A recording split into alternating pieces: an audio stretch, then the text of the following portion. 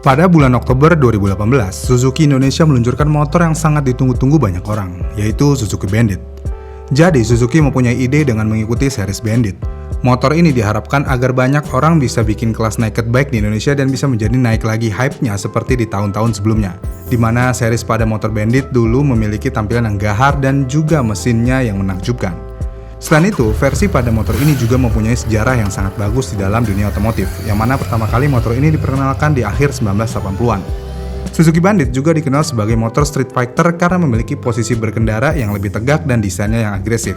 Bahkan Suzuki Bandit ini juga sudah menjadi salah satu model sepeda motor sport populer yang dikenal karena desainnya yang agresif, kinerja handal, dan kenyamanan pada saat berkendara. Kemudian di tahun 1989, Suzuki akhirnya mengeluarkan motor pertamanya dan model ini adalah Bandit 400 yang memiliki mesin tentu aja 400 cc. Dan model inilah yang memulai era Bandit dan menjadikannya populer karena kombinasi antara gaya sport dengan kinerja yang baik.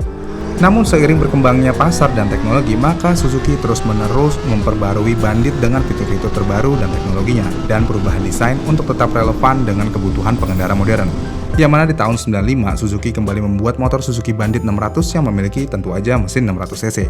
Dan tidak lama dari rilisnya Bandit 600, tepatnya setahun kemudian Suzuki membuat motor Suzuki Bandit 1200 dengan mesin 1200. Selain itu, pada tahun 2005 dan 2007, Suzuki juga berhasil memproduksi motor 650 yang menggantikan Bandit 600 saat itu dan juga Bandit 1250 dengan mesin 1250 cc. Dengan sejarah yang luar biasa dengan nama Bandit ini, akhirnya kayaknya Suzuki pede banget dan mengeluarkan versi mininya dari Bandit ini, yaitu Bandit 150. Ketika diperkenalkan, motor ini mendapatkan respon yang buruk.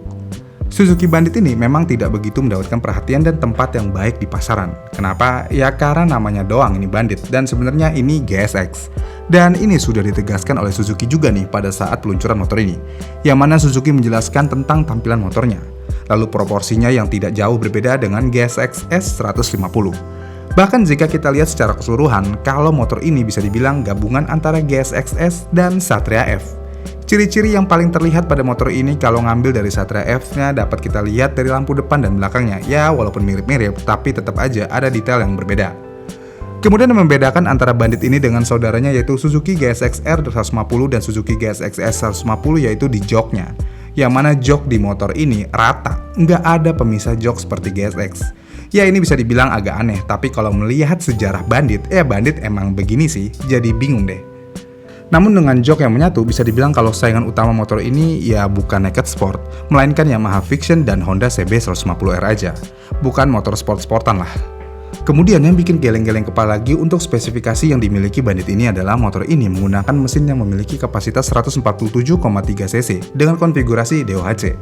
Dan motor ini juga bisa memberikan tenaga tertinggi sebesar 18,9 horsepower pada 10.500 rpm dan torsi maksimum yang mencapai 14 Nm pada 9.000 rpm dengan dimensi bor kali stroke-nya di silinder sebesar 62 kali 48,8 mm serta menggunakan overbore. Tapi karena Suzuki Bandit 150 ini muncul setelah penjualan GSX S150, maka Suzuki Bandit ini mempunyai mesin yang sama dengan mesin seri GSX sebelumnya.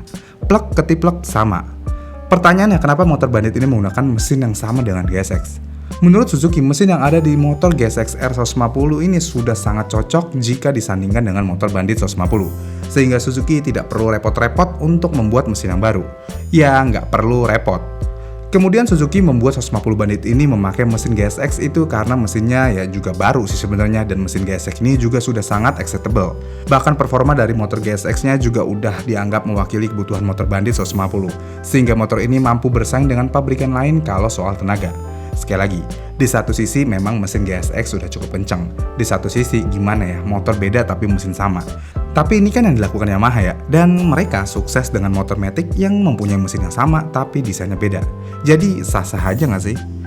Kemudian yang membuat motor ini berbeda dari GSX ada pada lampunya, di mana lampu depannya menggunakan LED dan panel instrumen digital. Kemudian handlingnya motor ini diklaim sama Suzuki lebih bagus daripada GSX, yang mana rangka pada motor Bandit ini sedikit berubah.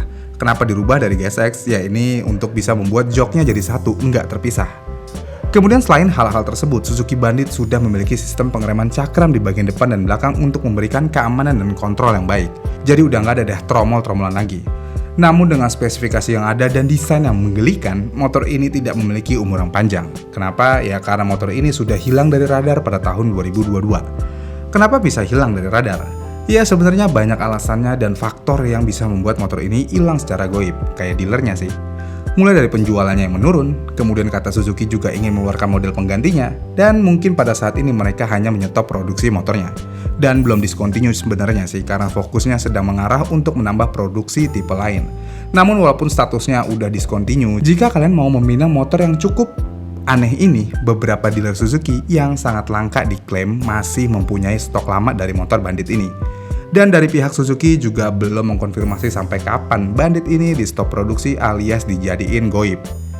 Pertanyaan lainnya, apa yang membuat Bandit ini memiliki masa hidup yang mengenaskan? Ya, kita nggak bisa pungkirin fakta ya, memang penampilannya kelihatannya aneh karena banyak kemiripan dengan Satria F150 injeksi. Bahkan kayaknya nggak salah juga kalau kita nyebut motor Bandit ini seperti versi motor naked sport dari Satria.